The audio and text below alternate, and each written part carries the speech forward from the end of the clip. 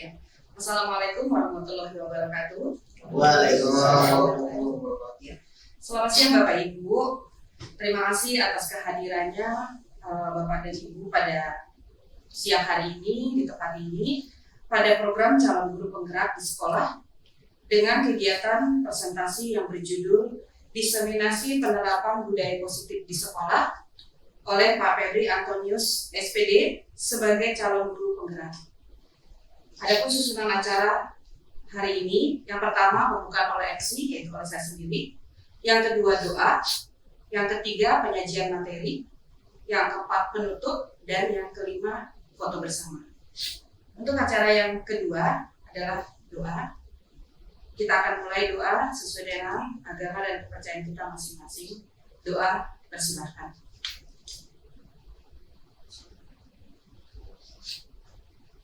Selesai. Untuk acara yang ketiga yaitu penyajian materi. Untuk ini waktu dan tempat kami persilakan untuk Pak Febri Antonius SPD untuk menyajikan materinya. Silakan Pak.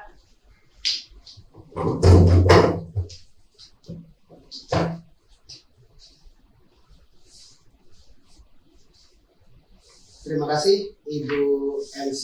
Assalamualaikum warahmatullahi wabarakatuh. Waalaikumsalam warahmatullahi wabarakatuh. Puji syukur kita panjatkan kepada Tuhan Yang Maha Esa karena sudah memberikan kepada kita kesehatan, juga keselamatan sehingga kita semua dapat berkumpul di tempat ini untuk mendengarkan penyajian materi yang akan disampaikan oleh saya. Dan juga saya ucapkan terima kasih kepada teman-teman yang sudah bersedia menyempatkan waktu untuk datang di sini. Baik, untuk mempersingkat waktu, saya akan memulai penyajian materi tentang diseminasi penerapan budaya positif di sekolah. Yang pertama perlu kita perhatikan adalah inti dari budaya positif. Budaya positif adalah sebuah nilai kebajikan yang menjadi keyakinan dan pada akhirnya akan menjadi karakter atau ciri khas dari sebuah komunitas atau lembaga. Jadi harapannya nanti di sekolah kita itu memiliki banyak siswa yang sudah mempunyai karakter-karakter, baik karakter yang ada di dalam profil Pancasila, pelajar profil Pancasila, ataupun karakter-karakter yang memang muncul sendiri berasal dari nilai-nilai kebajikan. Inti budaya positif pada dasarnya ada 8. Bisa kita lihat, yang pertama kita lihat ada perubahan paradigma belajar, kemudian ada kebutuhan dasar manusia, ada disiplin positif, ada motivasi perilaku manusia, ada nilai-nilai kebajikan, ada posisi kontrol guru, keyakinan kelas, dan yang terakhir segitiga restitusi. Kita lihat yang pertama, perubahan paradigma belajar. Pembelajaran dengan paradigma baru. Pembelajaran dengan paradigma baru merupakan pembelajaran yang dirancang berdasarkan prinsip pembelajaran berdiferensiasi, sehingga para peserta didik belajar sesuai kebutuhannya berdasarkan tahap perkembangan sesuai teori psikologi modern untuk mewujudkan profil pelajar Pancasila. Berdiferensiasi artinya anak-anak kita itu memiliki pengetahuan yang berbeda-beda. Ada yang pintar dan ada yang belum pintar. Makanya dalam pembelajaran diharapkan kita para guru itu bisa membagi kelompok besar dan kelompok kecil, di mana kelompok besar itu berisi siswa-siswa yang dominan pintar, kemudian kelompok kecil siswa-siswa yang dominan belum pintar. Kita sebut belum pintar karena yang perlu kita perhatikan tidak ada siswa yang bodoh. Begitu ya Bapak Ibu, jangan sampai kita ketika belajar, ketika mengajar menyebut siswa kita bodoh, tapi belum pintar. Begitu Bapak Ibu. Kita lanjut.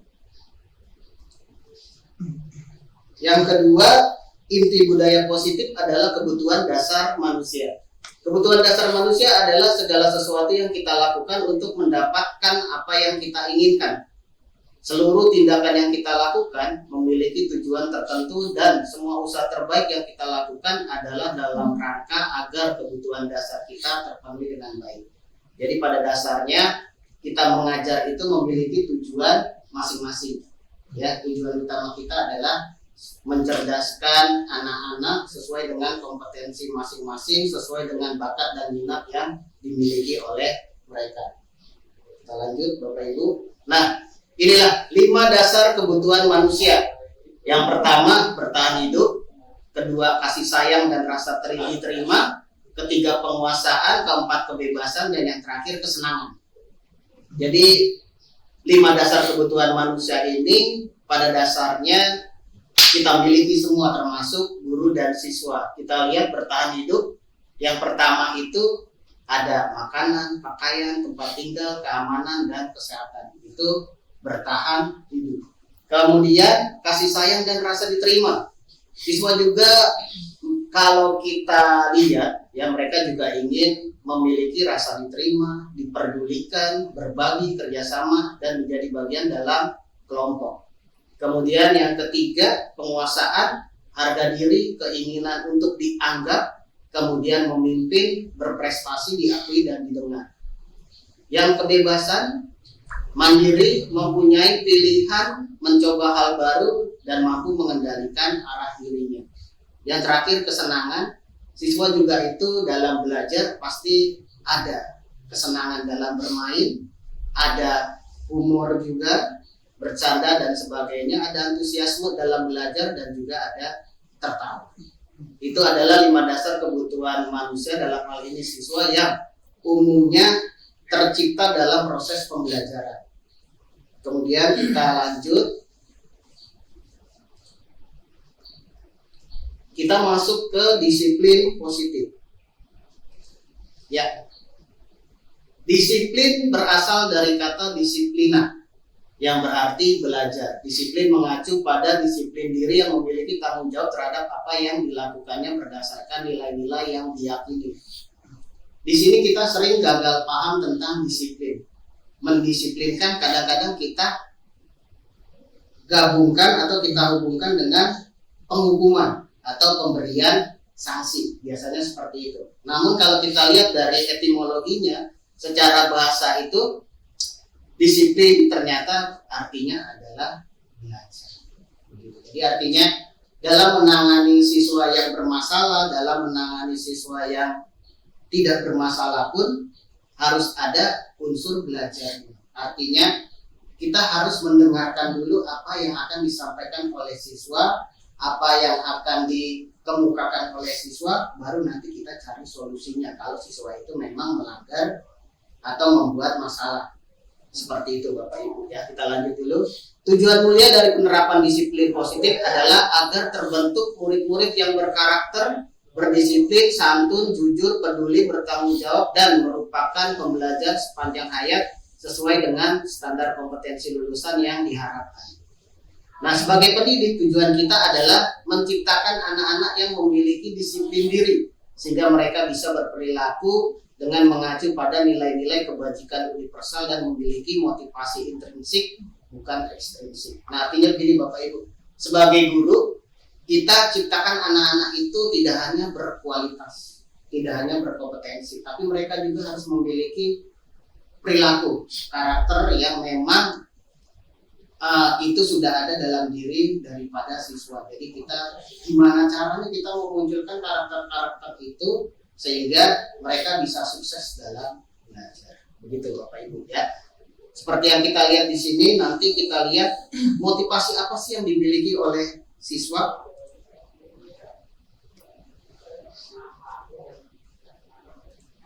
Ya, inilah motivasi perilaku manusia, dalam hal ini siswa. Ada 2 motivasi yang berasal dari luar, yaitu ekstrinsik, ada juga yang berasal dari dalam, yaitu intrinsik. Kalau kita lihat siswa kita itu dalam belajar kadang-kadang mereka berusaha untuk menghindari ketidaknyamanan atau hukuman, kemudian juga mereka ada juga siswa yang kadang-kadang ingin mendapatkan imbalan atau penghargaan dari orang lain, dalam hal ini guru. Biasanya seperti itu dalam belajar.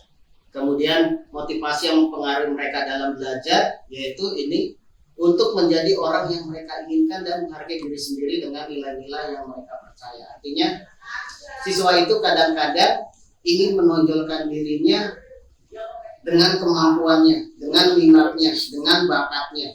Jadi kadang-kadang memang mereka berusaha untuk ingin mendapat penghargaan dari guru, mendapat perhatian dari guru. Nah, itu namanya motivasi ekstrinsik. Dan mereka juga ingin setelah mendapat perhatian dari guru, mereka ingin menunjukkan, Pak, Bu, saya ini pintar loh, seperti itu. Saya ini bisa fokus dalam belajar, saya bisa konsentrasi dalam belajar, saya bisa artinya bagus dalam berolahraga. Jadi semua itu sebenarnya berasal dari diri siswa masing-masing, seperti itu, Bapak Ibu. Kita lanjut. Berikutnya nilai-nilai kebajikan. Nah, nilai-nilai kebajikan ini adalah nilai-nilai yang disepakati bersama terlepas dari suku bangsa, agama, bahasa maupun latar belakang. Artinya nilai-nilai inilah yang sebenarnya sudah ada baik dalam diri kita, diri siswa atau lingkungan sekitar kita. Kalau yang sekarang ya dikaitkan dengan profil pelajar Pancasila, ada 8 dimensi seperti ini. Ada beriman dan bertakwa pada Tuhan Yang Maha Esa, berakhlak mulia, berkebinekaan global, gotong royong, mandiri, kreatif, dan bernalar kritis. Cuma kita lihat nih, di sini ada beberapa contoh. Ini sebagian besar ya Bapak Ibu. Sebenarnya nilai-nilai kebajikan itu banyak sekali. Di sini ada beberapa contoh yang biasanya berhubungan dengan siswa kita. Jadi nilai-nilai kebajikan inilah nilai-nilai yang harus kita lihat dalam diri siswa. Di situ kita lihat ada peduli, ada rajin, integritas, rasa hormat, dan sebagainya. Jadi dalam membahas permasalahan siswa, dalam belajar, dalam memberikan materi, nilai-nilai kebajikan ini harus bisa kita lihat kepada siswa. Ya, kita harus benar-benar artinya merefleksikan nilai-nilai kebajikan ini dalam diri kita, kemudian menjadikannya sebagai dasar kita dalam pembelajaran. Berikutnya, nah ini Bapak Ibu, ini yang paling penting. Namun sebelum kita ke sini ya Bapak Ibu, kita coba buat semacam permainan. Bukan permainan sih, artinya kita coba, karena di sini kita ada dua-dua, kita coba membuat suatu game. Coba buka tangan. Yang satu mengepal, yang satu silakan Bapak Ibu mengepal dulu. Yang sebelah kiri lah, mungkin sebelah kiri. Yang satu aja, satu orang aja mengepal. Nah, coba mengepal. Kemudian yang di sebelahnya berusaha membuka tangan ini dengan segala cara. Membuka dengan segala cara.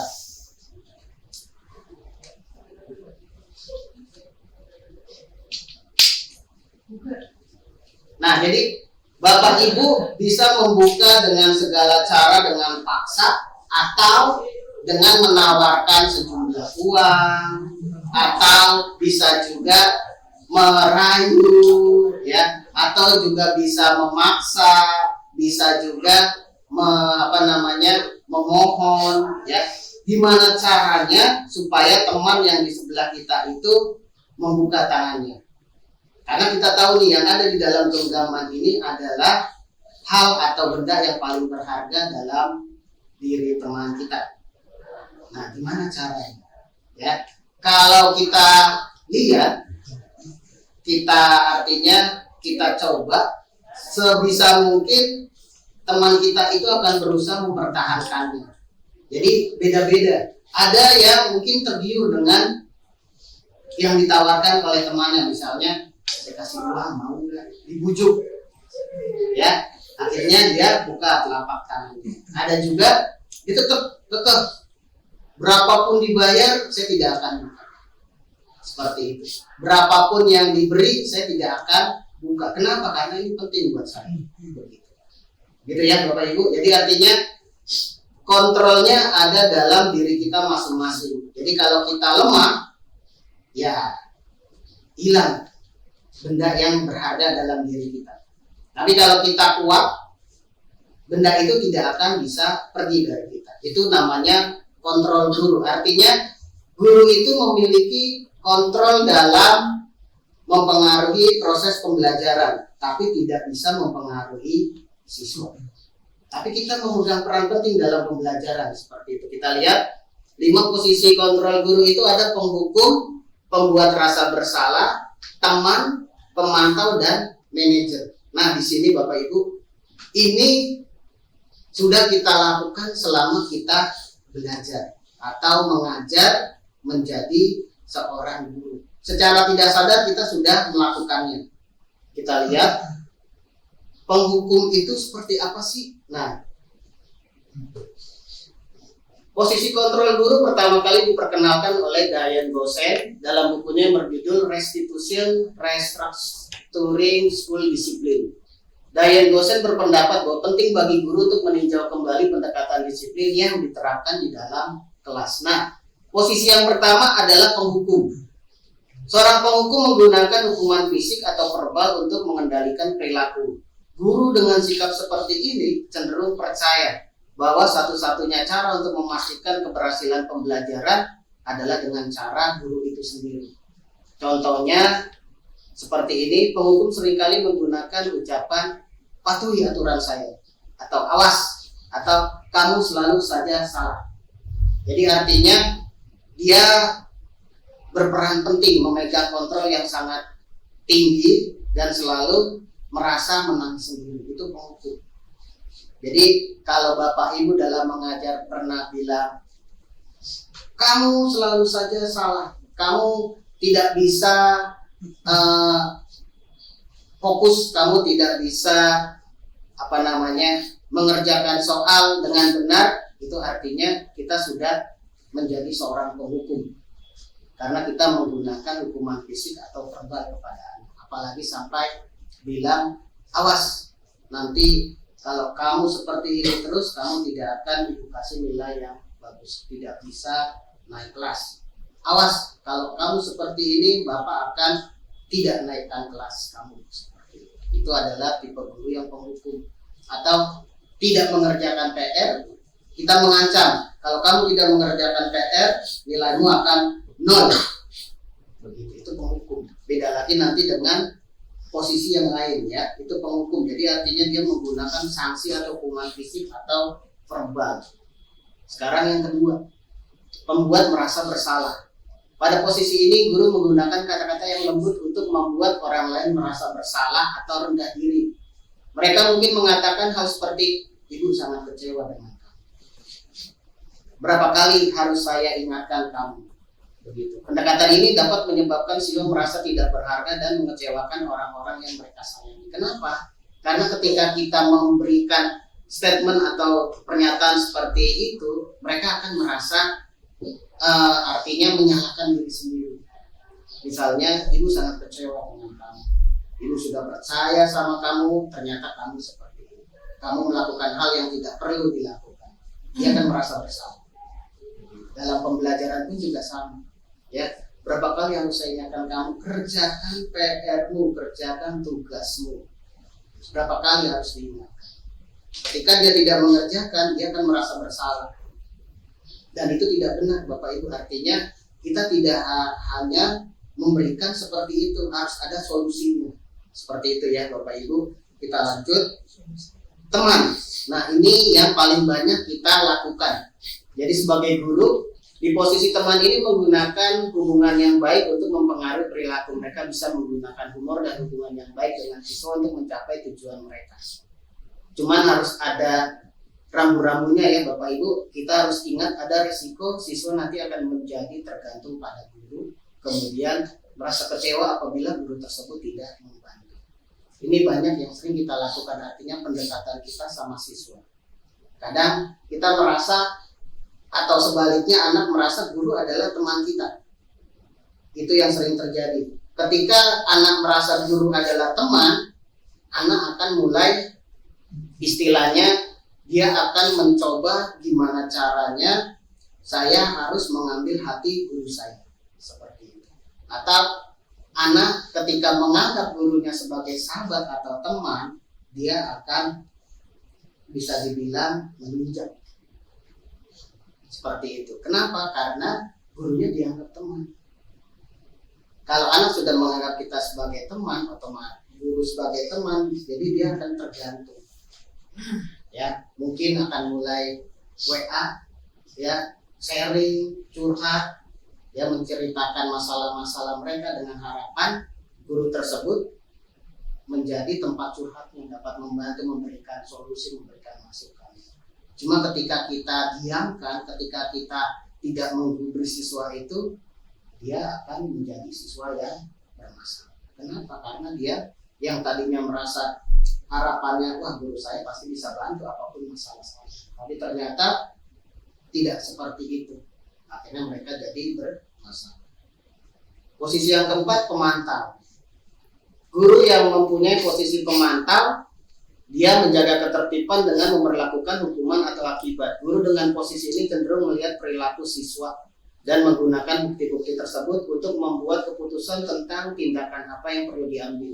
Guru yang berperan sebagai pemantau juga memantau dan mencatat informasi tentang perilaku siswa untuk referensi di masa depan.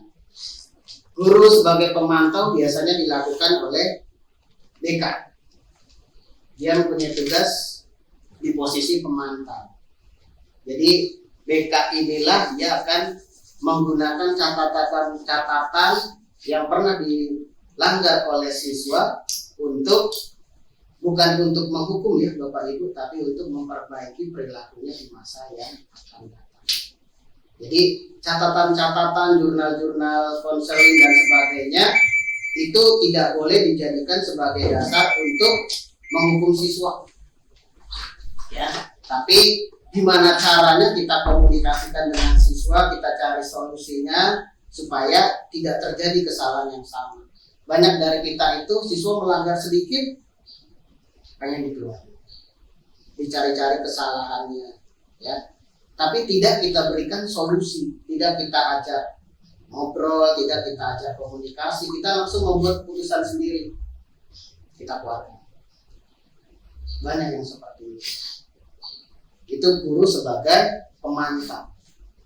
Nah, yang berikutnya manajer. Guru yang memposisikan diri sebagai manajer cenderung bersikap kolaboratif dengan siswa untuk menemukan solusi atas masalah perilaku. Sebagai manajer, guru akan membimbing siswa untuk mengatur diri dan bertanggung jawab atas tindakannya sendiri. Pendekatan ini mendorong siswa untuk menjadi mandiri dan bertanggung jawab. Nah, Bapak Ibu, sebagai guru kita harus memiliki posisi sebagai manajer. Tidak boleh yang lain. Ya. Sebagai manajer, siswa kita yang bermasalah, siswa kita yang berprestasi pun ya, tetap kita harus bimbing. Kita harus bisa katakanlah bertanggung jawab atas tindakan kita sendiri maupun tindakan siswa. Jadi kalau siswa bermasalah itu seperti yang tadi saya katakan, jangan langsung dikeluarkan. Jangan langsung istilahnya jangan langsung dikasih surat peringatan ya. Sebenarnya yang dilakukan oleh sekolah kita itu prosedurnya sudah benar. Kalau Bapak Ibu wali kelas mungkin bingung, kok ada surat panggilan, ada surat peringatan, ada surat undangan, ada surat peringatan juga. Jadi itu sebenarnya berpasangan Bapak Ibu. Surat undangan itu biasanya untuk yang bermasalah di tunggakan. Ya, 3 kali undangan baru 1 kali SP. Kenapa 3 kali undangan? Itu artinya untuk memberikan kesempatan kepada orang tua dan siswa supaya mereka bisa istilahnya mencari celah supaya tunggakannya dapat dibayar. Makanya kita kasih 3 kali kesempatan. Cuman kadang-kadang undangan ini nggak perlu, langsung aja SP1 biar orang tuanya ngerti. Cuma kan ketika kita kasih SP, ternyata orang tuanya sama aja kan? Kenapa? Karena kondisi ekonominya lemah. Tapi ketika kita kasih kesempatan 3 kali undangan, itu kan berarti hampir sebulan. Ada waktunya sebulan untuk mencari celah mencari tambahan sehingga mereka bisa melunasi tunggakan. Sama seperti itu. Jadi sekolah kita itu sebenarnya sudah memposisikan diri sebagai manajer. Cuma sekarang kembali pada diri kita masing-masing. Kita sudah menjadi seorang manajer belum dalam menjadi seorang guru berprofesi sebagai guru. Ya. Artinya ketika siswa bermasalah kita harus mengajak obrol, mengajak ngomong, mengajak komunikasi sama seperti BP. Jadi jangan hanya BP saja. Anak bermasalah kasih BP. Anak bermasalah kasih BK. Jangan. Kita pun bisa. Ya, sebagai guru kita bisa ngobrol sama siswa. Nah, apa masalahmu? Ya, tapi jangan hanya sebatas bertanya. Ya, kita bertanya, oh itu masalahmu. Karena kita merasa tidak bisa menanggulangi, akhirnya kita serahkan ke BK. Itu salah Bapak. Ya, jangan sedikit-dikit BK. Apalagi yang saya dengar sekarang masalah make up. Ya, ada guru kita itu senang banget mencari kesalahan siswa. Contohnya make up. Jadi dia senang banget siswa disalah-salahkan masalah make up. Namun pada akhirnya dia memang menjalankan tugas sebagai seorang manajer. Namun jeleknya dia kenapa? Dia menyalahkan BK karena tidak menjalankan fungsinya sebagai BK. Nah, itu salah. Dia baru satu arah. Dia baru sebagai istilahnya separuh manajer, belum manajer full. Karena dia cuma belum menemukan solusi ya, cuma menemukan masalah. Begitu. Jadi intinya Bapak Ibu, ketika kita mengajak komunikasi dengan siswa, kita harus mencari solusi supaya siswa itu menemukan jawaban atas masalahnya sendiri. Bukan kita yang memecahkan, tapi siswa yang memecahkan sendiri. Kita ajak ngobrol, kita tanya keluh kesahnya, kita tanya ceritanya apa, kenapa bisa A sampai Z. Kemudian kita cari solusinya bersama, tapi bukan kita yang memutuskan, siswa yang memutuskan. Kenapa? Tujuannya apa? Supaya siswa itu menjadi mandiri dan bertanggung jawab. Baik Bapak Ibu, untuk lebih memahami mengenai penerapan 5 posisi kontrol, di sini ada satu kasus. Jadi di sini kita ambil contoh siswa tidak memakai atribut lengkap saat upacara. Nah, ini kan sering terjadi ya Bapak Ibu. Sekarang kita lihat tipe-tipe kontrol guru dari yang kita pelajari tadi. Yang pertama, ketika dia berposisi sebagai pemberi hukuman, dia akan memberikan sanksi kepada siswa hormat pada bendera selama 1 jam. Ini contoh ya Bapak Ibu, ini hanya contoh. Kemudian ketika dia sebagai pembuat rasa bersalah posisinya, dia hanya mengingatkan seperti itu. Berkali-kali Bapak Ibu ingatkan kamu, tapi tetap saja kamu mengecewakan ibu. Sering dilakukan Bu Ervina tuh, ya Bu ya. Ya kan ibu bilang, sudah saya ingatkan berkali-kali tapi tetap tidak memakai atribut tidak lengkap, seperti itu. Kemudian yang berikutnya, kalau dia posisinya sebagai teman, bahasanya sedikit lebih bersahabat, ya, menyesuaikan. Ayo dong taati peraturan, tolong bantu Bapak Ibu sekali ini saja, tidak apa-apa. Lain kali jangan diulangi lagi ya, kan itu pernyataan atau pembicaraan dengan teman kan seperti itu, kira-kira. Kemudian kalau sebagai pemantau, ini seorang BP biasanya ya BK, kamu sudah melanggar peraturan sekolah, kamu tahu kan konsekuensinya. Setelah upacara kamu beli atribut dan jangan diulangi lagi. Nah, tadi Bu Ervina dia bertugas sebagai posisinya sebagai pemantau, ketika melihat siswa tidak memakai kacu, tidak memakai ringnya, tidak ada, menyuruh membeli. Nah, itu posisinya sebagai pemantau. Salah nggak? Nggak salah, tetap benar ya. Kemudian yang terakhir, nah ini yang sebagai manajer, yang posisi yang memang harus melekat pada seorang guru dan yang lainnya. Apakah kamu tahu kesalahanmu? Ditanya dulu, kenapa dia tidak memakai, kenapa dia kita panggil. Dia bilang, saya tidak memakai kacu Pak, seperti itu. Bu, kira-kira bagaimana kamu memperbaiki kesalahan? Baik Bu, saya akan membeli sesuai kesepakatan yang sudah disampaikan Bu Ervina ketika di lapangan. Kan di lapangan sudah disampaikan, kalau tidak memakai atribut lengkap, dasi dan semacamnya disuruh beli di BC. Ketika kita sebagai posisi sebagai manajer, kita cukup tanya aja ke siswanya, apa kesalahan kamu? Saya tidak memakai dasi. Makanya tadi kan banyak anak itu bilang, kenapa kamu tidak pakai dasi?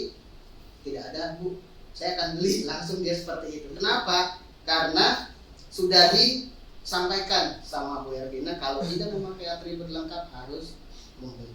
Tadi itu ketika kita berposisi sebagai manajer di lapangan itu, anak-anak langsung paham. Jadi kita tidak perlu memang ada sebagian kita bilang beli itu karena siswanya tidak ingat. Tapi kalau siswa yang benar-benar mengingat, dia akan bertanggung jawab, kenapa saya tidak pakai, saya akan beli. Tadi banyak juga yang seperti itu. Jadi kita menciptakan kondisi itulah yang kita inginkan, seperti itu ya Bapak Ibu. Nah, dari kasus ini nanti kita akan tes, ada sedikit tesnya Bapak Ibu ya, kira-kira contohnya seperti ini. Nah, saya sangat kecewa sekali dengan kamu. Posisi kontrolnya apa? Apakah sebagai pemberi hukuman, sebagai teman, sebagai manajer, sebagai pemantau, atau satu lagi membuat rasa bersalah. Kira-kira yang mana? Saya sangat kecewa sekali dengan membuat rasa bersalah. Oke, ya ntar kita lihat. Kemudian yang kedua, apa rencanamu untuk menyelesaikan masalah ini? Manajer. Kita lihat lagi. Ayolah, lakukan demi Bapak Ibu ya. Teman, betul. Kamu tidak pernah mendapat nilai jika tidak mengerjakan tugas. Pemberi hukuman. Oke. Yang terakhir, kamu tidak pernah benar melakukannya. Membuat rasa bersalah. Ya. Kita coba lihat jawabannya ya. Nah, ini pemantau. Ya. Yang pertama benar ya, saya sangat kecewa, pemberi rasa bersalah. Kemudian yang ini, apa rencanamu untuk menyelesaikan masalah? Manajer, betul sekali. Ayolah, lakukan demi Bapak Ibu, teman. Kamu tidak pernah mendapat nilai jika tidak mengerjakan tugas, pemberi hukuman. Hukumannya tidak dapat nilai. Yang terakhir, kamu tidak pernah benar melakukannya, pemantau. Gitu ya Bapak Ibu, berarti sudah mulai paham posisi 5 kontrol guru ya Bapak Ibu. Yang ini. Nah ini ya Bapak Ibu, jadi sebagai guru posisi kita harus berada di manajer. Jadi kita ajarkan gimana caranya siswa itu mandiri dan bertanggung jawab seperti itu. Jadi guru kita hanya membimbing siswa untuk mengatur diri dan bertanggung jawab atas tindakannya sendiri. Pada akhirnya siswa itulah nanti yang akan berusaha untuk menjadi mandiri dan bertanggung jawab atas tindakan. Itulah Bapak Ibu, kita harus menjadi seorang manajer. Nah Bapak Ibu, ya. Nah sekarang ini yang paling penting, ini kita gunakan untuk membuat kesepakatan dengan siswa. Biasanya ini untuk wali kelas, juga untuk guru. Apa sih keyakinan kelas? Ya Bapak Ibu, keyakinan kelas. Bentar, saya coba. Keyakinan kelas itu saya ambil dari jawaban saya. Ya ini. Keyakinan kelas adalah nggak ada di situ ya. Keyakinan kelas adalah kesepakatan yang dibuat bersama antara anggota kelas atau siswa dengan wali kelas atau guru. Ya. Karena dibuat dengan kesepakatan bersama, maka hal-hal yang diatur akan lebih mudah untuk dilaksanakan oleh peserta didik. Kemudian, mengapa adanya keyakinan kelas itu penting? Karena keyakinan kelas merupakan diskusi kesepakatan seluruh murid yang nantinya mereka kerjakan terus-menerus, berulang-ulang, sehingga menjadi sebuah kebiasaan atau budaya yang positif. Pembiasaan namanya. Nah sekarang bagaimana mewujudkan keyakinan kelas yang efektif? Dengan membuktikannya di kelas bahwa keyakinan kelas sudah dibuat bersama dapat dijadikan sebagai kebiasaan yang baik dan juga potensi yang bagus. Kita sering dalam pembelajaran kita sering mengingatkan siswa HP-nya dikumpulkan. Ya, kita bilang HP dikumpulkan, cuman kadang-kadang kita luput. Kita luput nyampein sehingga kita tetap memberikan materi, HP tidak dikumpulkan, alhasil ya kita dipermasalahkan. Mungkin ketika kepala sekolah datang, kok HP-nya tidak dikumpulkan Bapak Ibu?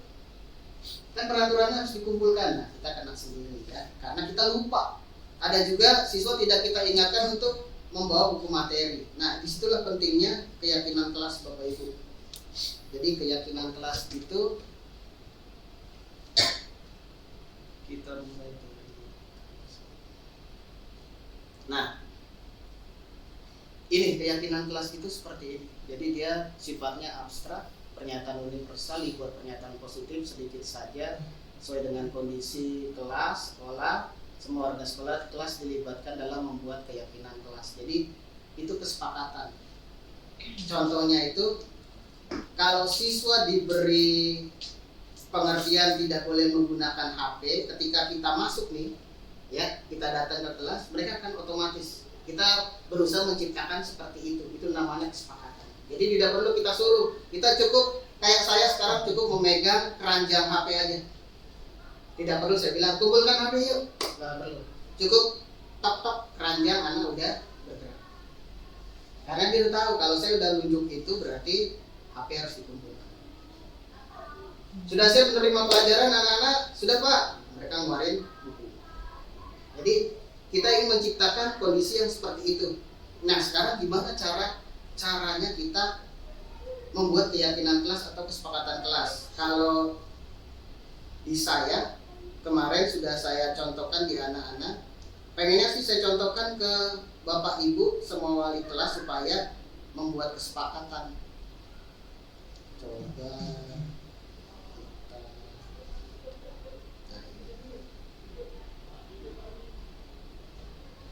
harapan saya itu keyakinan kelas, kesepakatan kelas ini nanti akan ditempel di dinding.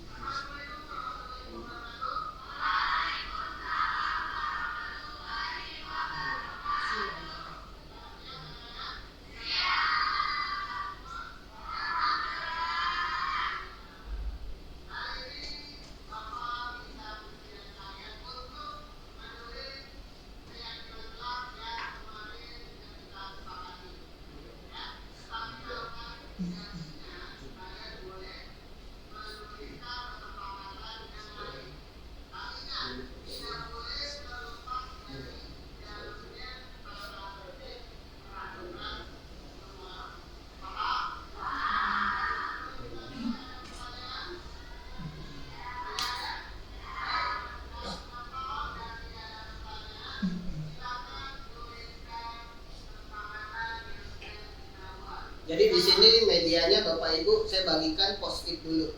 Kemudian di dinding atau di papan tulis saya tempel kertas flip chart supaya nanti bisa dipindahkan ke dinding sekolah, dinding kelas. Nah, di sini anak-anak berusaha menulis kesepakatan-kesepakatan yang sudah kita buat, atau kalau Bapak Ibu baru istilahnya kita berikan mereka kata kunci dulu. Misalnya HP. Mereka nanti akan menulis apa yang harus dilakukan dalam pembelajaran ketika berkaitan dengan HP.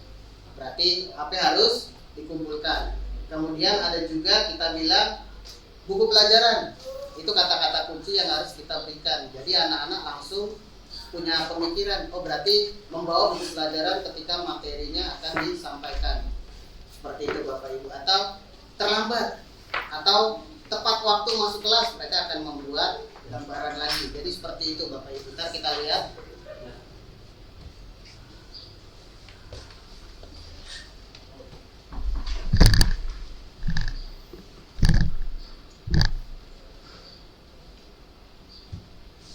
Banyak anak-anak itu menulis, saya ingin tidak ada PR, saya ingin banyak free class-nya, saya ingin istirahat diperpanjang, saya ingin guru mengajarnya tidak membosankan. Nah itu artinya itulah yang anak-anak inginkan. Sekarang gimana caranya kita mewujudkan yang mereka inginkan dengan kesepakatan kelasnya seperti itu. Tapi dengan catatan tidak menjauh dari peraturan sekolah ya Bapak Ibu.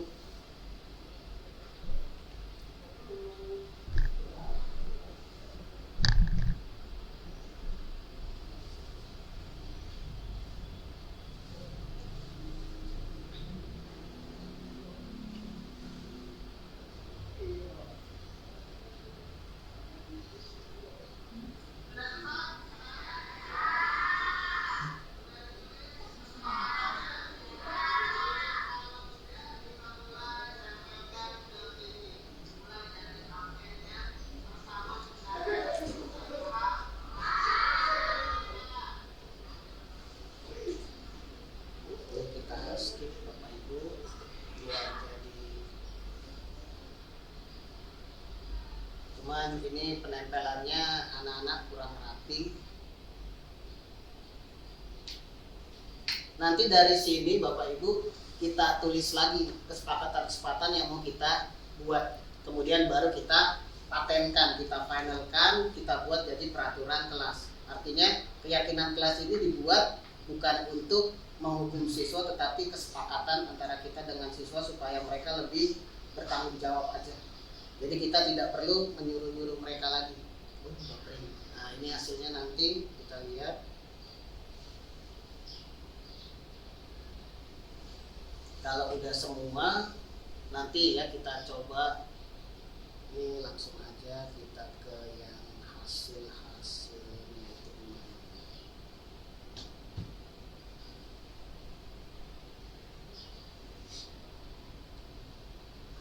Hasil.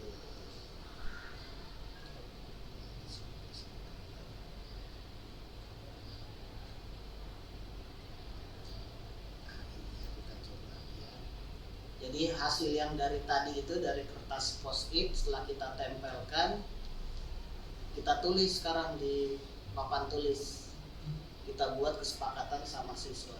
Nah ini. Jadi apa yang kita inginkan, inilah nanti bisa kita boleh lebih dari 7, 10 dan sebagainya. Contohnya yang pertama ini di kelas 10. Yang pertama harus mereka lakukan ketika pembelajaran adalah memberi salam. Kemudian kondisi kelas, HP di silent, tugas selesai tepat waktu, dilarang makan waktu KBM, dilarang menggunakan headset, tidak berisik ketika KBM. Jadi artinya ini mereka yang buat, bukan saya. Bukan saya yang membuat itu, tetapi anak-anak. Saya hanya memberi kata kunci. HP, anak-anak langsung buat tuh di kertas. Apa yang harus mereka lakukan ketika mendengar kata kunci HP. Kemudian kalau di kelas yang lain, nah ini di MP2, memberi salam, mengumpulkan HP di tempat yang ditentukan, menyelesaikan tugas, tidak boleh makan di kelas, apabila terjadi harus traktir teman sekelas. Ya, ini kesepakatan artinya mereka yang buat, nggak masalah Bapak Ibu. Tidak boleh tidur, apabila tidak mau buku pelajaran denda 2.000. Nah ini kesepakatan. Jadi bukan karena nanti tidak bawa Bapak denda 2.000, enggak, kesepakatan. Nah ini tuh 5S, HP di silent, menyelesaikan tugas tepat waktu, tidak boleh makan, ke toilet harus seizin saya dan bergantian, wajib membawa buku pelajaran, tidak boleh berkeliaran ketika KBM, tidak boleh menggunakan earphone atau headset pada saat KBM. Terus ini yang terakhir ya 10 MP2. Jadi dari hasil kesepakatan ini Bapak Ibu kalau bisa nanti dipatenkan, dibuat mungkin di kertas karton, ditulis yang rapi, atau dibuat banner terus ditempel di dinding kelas. Artinya anak-anak itu ketika pembelajaran itu akan terbaca terus. Kalau ketika saya masuk, mereka langsung melakukan itu semua. Ketika saya bilang selamat pagi anak-anak, udah mereka langsung salam, sapa, senyum dan sebagainya. Terus juga HP di silent, kemudian ditaruh di tempat yang sudah ditentukan. Jadi secara otomatis kita nggak perlu capek teriak-teriak HP dikumpulkan anak-anak, kecuali memang HP-nya dibutuhkan untuk belajar. Jadi kadang-kadang kan kalau kita lihat ketika kita rapat, mungkin Pak Rel pernah bilang seperti kalau mengajar di kelas itu seperti orang-orang itu. Artinya anak-anak pada diam, tidak ada yang berbicara, HP dikumpulkan di depan, padahal banyak dari kita itu juga melakukannya. Cuman Bapak belum tahu aja. Jadi yang selalu disebut itu selalu orang-orang itu. Makanya menurut saya sih nggak masalah, cuman yang pasti karena kesepakatan kelas ini anak-anak nanti akan terbiasa. Anak-anak akan terbiasa, kemudian secara otomatis itulah yang mereka lakukan. Jadi saya maunya wali kelas itu nanti semua melakukan ini sehingga meringankan tugas wali kelas, meringankan tugas guru. Jadi guru mengajar, anak-anak tidak main HP, anak-anak tidak tidur di kelas, anak-anak tidak bercanda atau yang lebih mengerikan karena anak-anak banyak pakai jilbab, ternyata di kupingnya itu pakai headset earphone. Bapak Ibu bayangin kita cuap-cuap di depan, anak-anak asik aja dia dengan ini.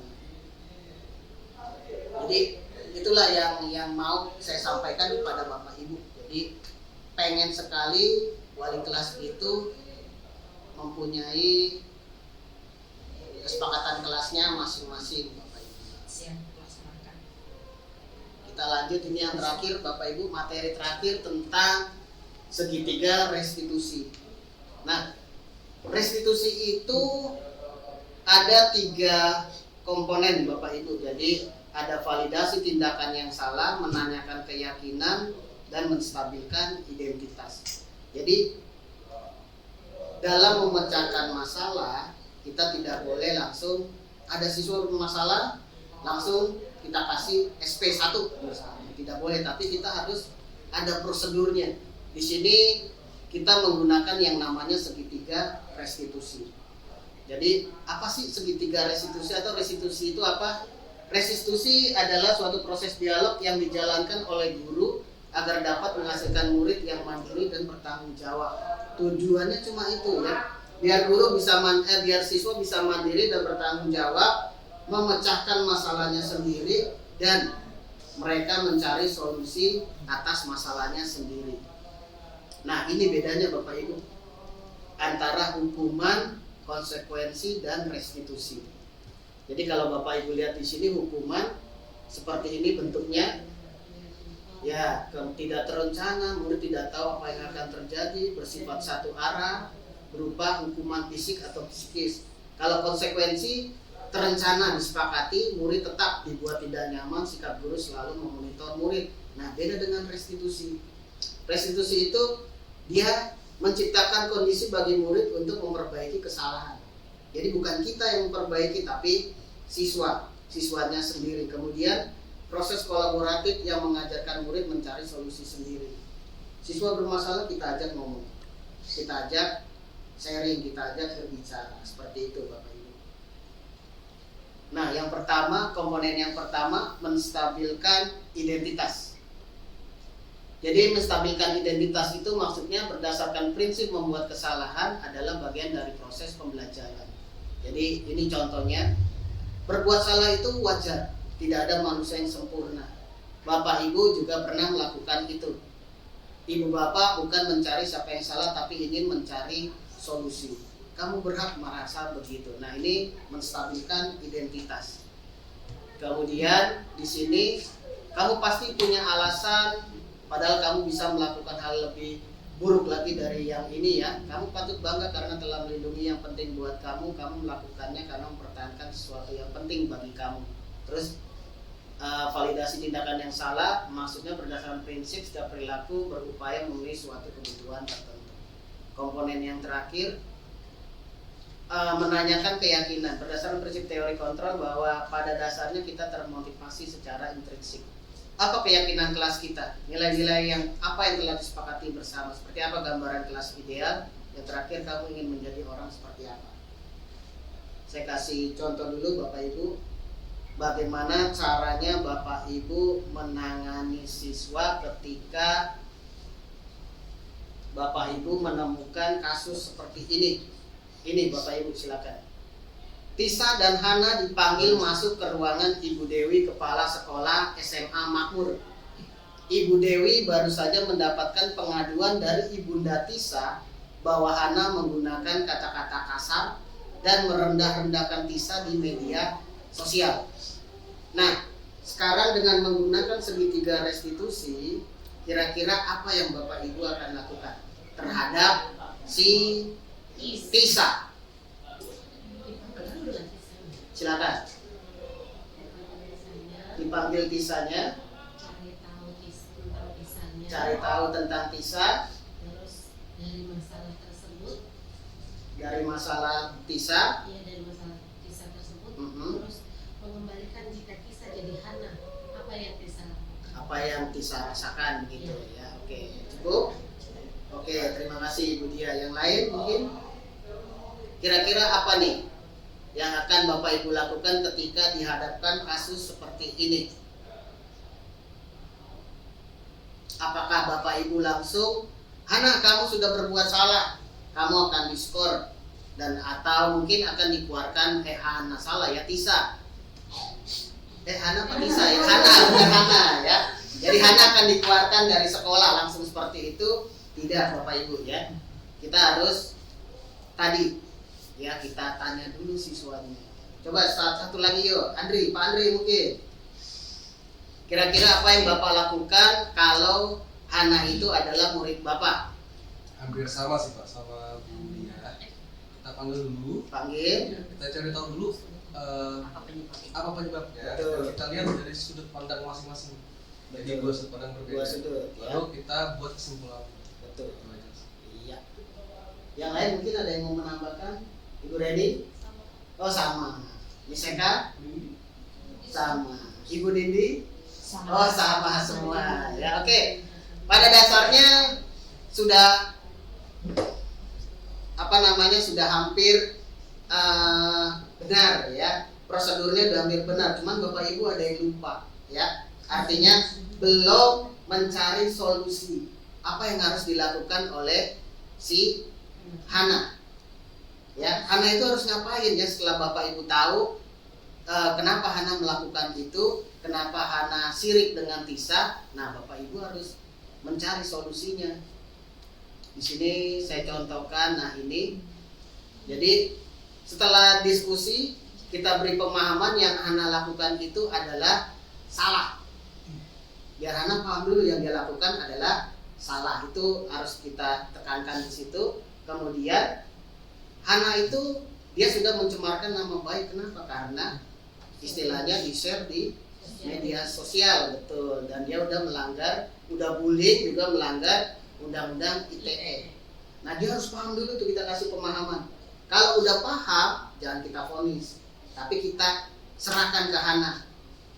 Hana, kamu tahu nggak kamu salah? Tahu Pak. Apa yang harus kamu lakukan? Hana bilang apa? Nih, saya akan meminta maaf Pak kepada Tisa. Terus apa lagi yang harus kamu lakukan?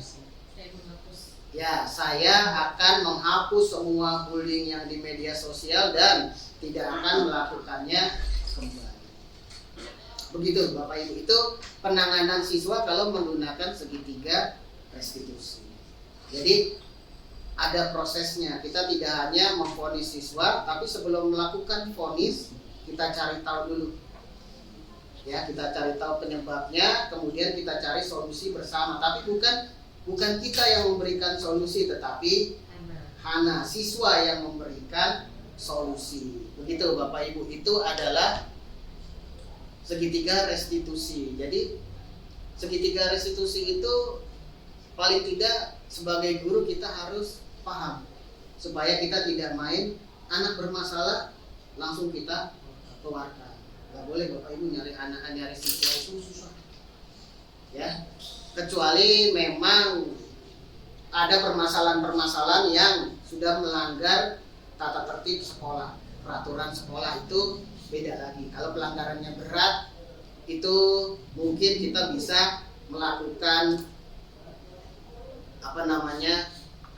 hal yang kita lakukan itu di luar dari segitiga restitusi. Tapi kalau masih pelanggaran ringan, setidaknya kita masih bisa gimana caranya kita buat anak itu bertanggung jawab atas tindakan yang dia lakukan.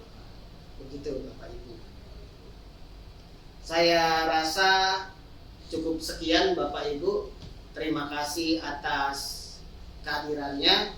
Terakhir, dalam penerapan program disiplin positif, hendaknya guru memiliki standar kepribadian profesional dan sosial yang baik, di mana guru mampu merefleksikan dirinya dalam posisi kontrol saat ini.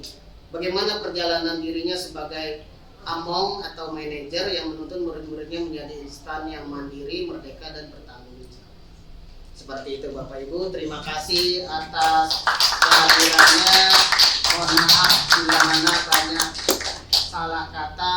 Semoga apa yang saya sampaikan pada saat ini bisa memberi arti tersendiri bagi kita semua. Terima kasih. Akhir kata, wassalamualaikum warahmatullahi wabarakatuh. Waalaikumsalam. Terima kasih Pak Febri atas penyajiannya, luar biasa ilmunya, dan mungkin akan menjadi kita terapkan di sekolahan kita demi kemajuan sekolah kita bersama-sama dengan mengacu pada materi yang sudah Pak Febri sajikan. Seperti itu Bapak Ibu ya. Nah, untuk yang berikutnya ini ada refleksi. Ya, berarti kalau misalnya refleksi itu bisa dipandu sama Pak Febri. Baik.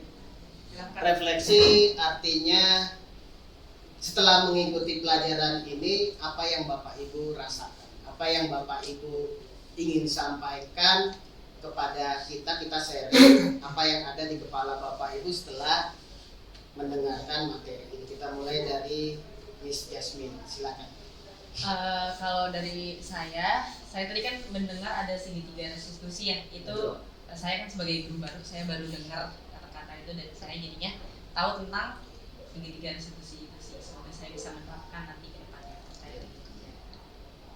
Lanjut, Pak Andri.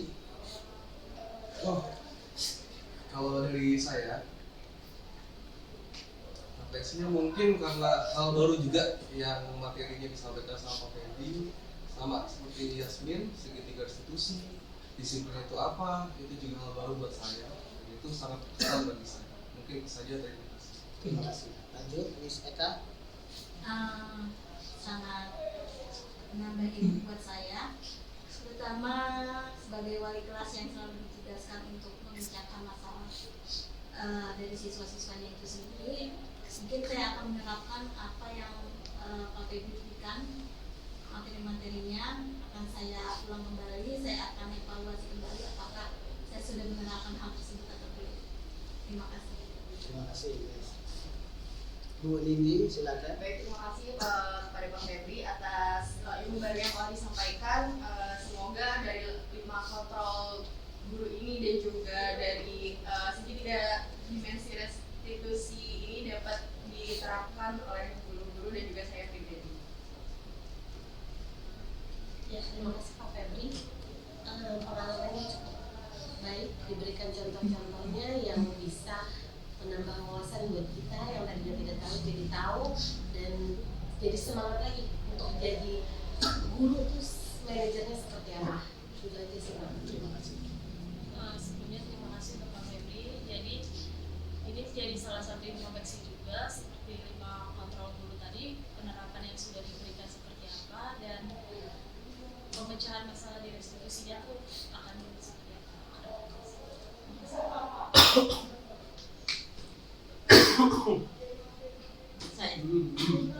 Terima kasih Pak Febri ilmunya, mudah-mudahan saya bisa terapkan nanti di kelas saya.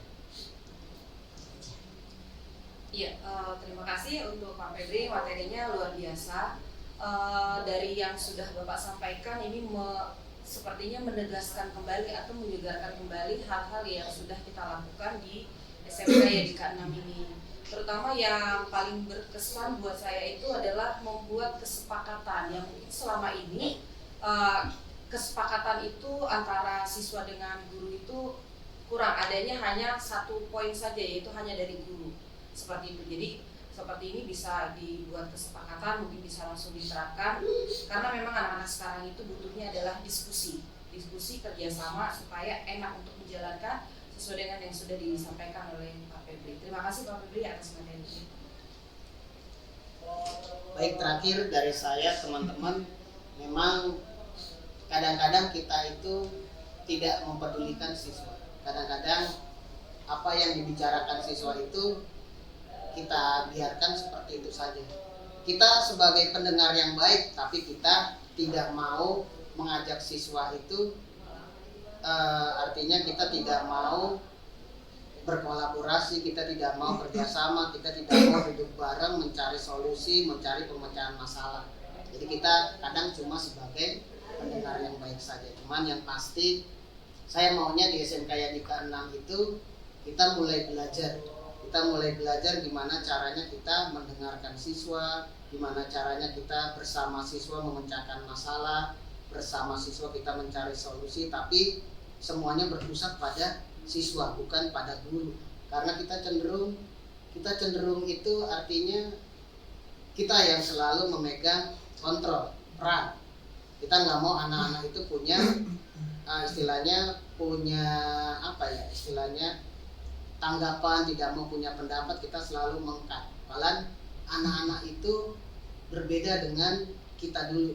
Anak-anak itu sebenarnya mereka banyak yang ingin disampaikan. Justru kita itu seharusnya harus membuka diri, kita belajar sama anak-anak. Karena anak-anak itu kan banyak karakter.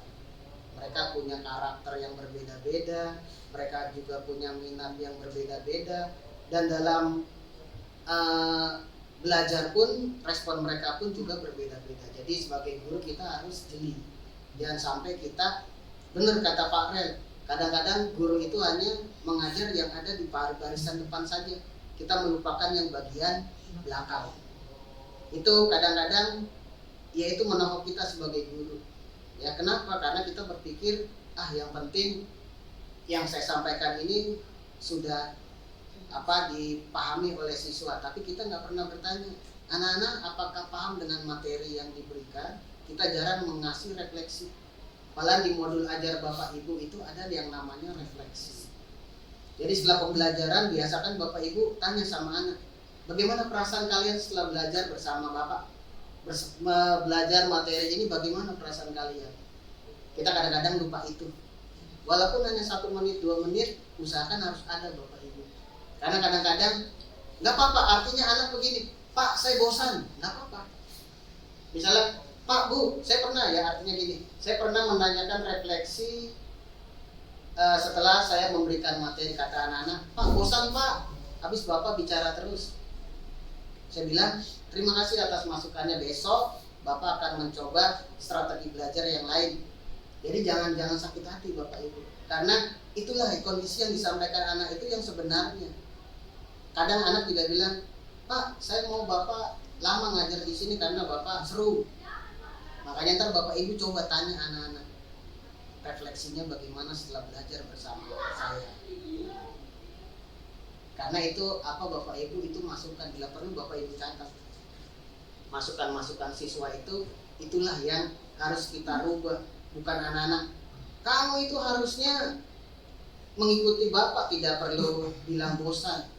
Pokoknya yang saya ajarkan kamu harus terima, nggak perlu ada basa-basi lagi. Nggak boleh Bapak Ibu, artinya kita itu harus terima saran dan kritik dari siswa.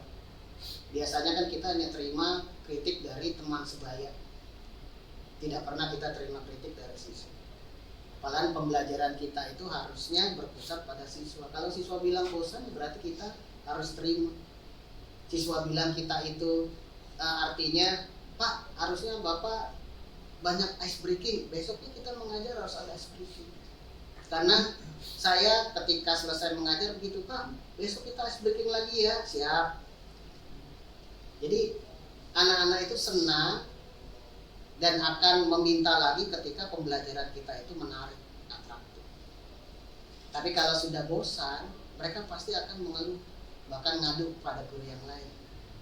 Ya banyak siswa yang mengadu pembelajaran guru kita itu membosankan. Jadi sebagai wakil saya sebenarnya sedih ya. Kenapa?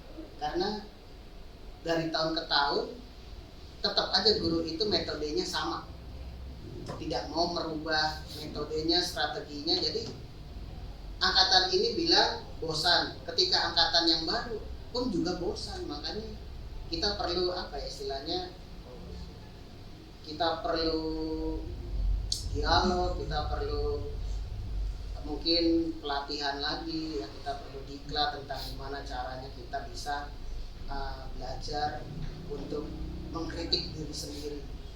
Cuman syaratnya satu ya, kita harus terima kritik dari siswa, karena siswa itu secara kita tidak sadar ya mereka itu menyampaikan apa yang ada di kepala mereka. Bahkan anak-anak itu Pak saya bosan nih, gimana kalau kita hari ini free class? Itu artinya anak-anak sudah bosan dengan materi-materi yang diajarkan dulu sebelum saya. Begitu. Saya cek tuh pelajaran siapa aja nih sebelum saya. Oh langsung begitu. Oh kita langsung paham. Nah sekarang gimana caranya kita merubah itu supaya anak tidak bosan? Makanya kita modal sedikit nggak apa-apa Bapak Ibu. sekarang itu lagi ngetren yang namanya mapping. Ya, kita modalin kertas, karton, atau kita modalin flip chart, kita modalin asturo, nggak masalah. Kita modal post-it juga nggak masalah. Yang penting kita buat anak-anak itu senang bermain, tapi sambil belajar. Bukan artinya bukan belajar sambil bermain, tapi bermain sambil belajar. Jadi beda ya Bapak Ibu ya. Bermain sambil belajar, tapi belajar sambil bermain itu beda. Karena banyak yang sekarang belajar sambil bermain. Kalau Bapak Ibu lihat, Bapak Ibu lupa anak-anak ngumpulin HP, anak-anak pasti belajar sambil bermain di belakang itu. Belakang dengerin headset lagu. Saya pernah kemarin baru bertanya, sengaja tidak saya kumpulkan anak-anak HP-nya, kemudian saya tanya setelah berjalan beberapa menit, anak-anak, kenapa hari ini Bapak tidak menyuruh kalian mengumpulkan HP atau Bapak tidak mengetuk ini keranjang? Bapak mungkin ada materi yang mau disampaikan di internet, mencari informasi lewat internet, kata anak. Tidak, Bapak cuma pengen lihat ada nggak dari kalian yang fokus belajar. Kok gitu Pak? Iya tuh, lihat temanmu headsetnya masih ada di kuping. Akhirnya ketawa, copot. Kemudian ada juga yang di lacinya itu lagi live dia di IG. Karena kan kelihatan, kalau kita memperhatikan pasti kelihatan Bapak Ibu. Cuman kita aja yang kurang. Jadi akhirnya setelah itu, baik anak-anak sekarang kumpulkan HP-nya. Jadi itu cuma buat ngecek. Artinya kalau kita luput, ya itulah yang dilakukan anak-anak. Jadi kita yang dirugikan Bapak Ibu. Mungkin kalau Bapak Ibu pikir, ya mungkin saya udah dibayar ini, jadi saya sampaikan materi ya seperti itu. Itu salah Bapak Ibu. Kita harus perhatikan anak juga. Karena nanti yang disalahkan kita. Kan banyak kadang-kadang anak-anak kita itu di luar sana ada yang berhasil, ada yang tidak. Yang tidak berhasil itulah nanti yang disalahkan adalah sekolah. Sekolah pasti akan larinya ke kita. Siapa sih guru-gurunya? Siapa sih guru yang mengajar? Tetap larinya akan ke, saya nggak mau itu. Saya pengennya anak-anak di luar sana itu dia merasa kalau yang kita ajarkan itu benar-benar bermanfaat buat mereka. Makanya kita mulai dari pembelajaran kita Bapak Ibu. Baik, itu saja dari saya, refleksi dari saya. Semoga kita semua bisa menjadi guru-guru yang hebat. Kita semua bisa menjadi guru-guru yang berpusat pada siswa. Kita semua bisa menjadi guru-guru yang istilahnya profesional, yang berani menerima kritik dari siswa, berani melakukan perubahan dalam pembelajaran. Terima kasih Bapak Ibu. Terima kasih. Wassalamualaikum warahmatullahi wabarakatuh. Waalaikumsalam warahmatullahi wabarakatuh. Terima kasih Bapak atas refleksinya dan dari kita semua. Karena kita tadi memulai ini dengan doa, maka kita akan tutup juga dengan doa. Untuk waktu berdoa, saya persilahkan.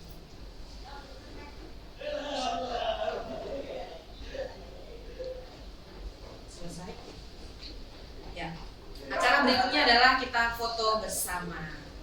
Ayo, Terima kasih Bapak Ibu.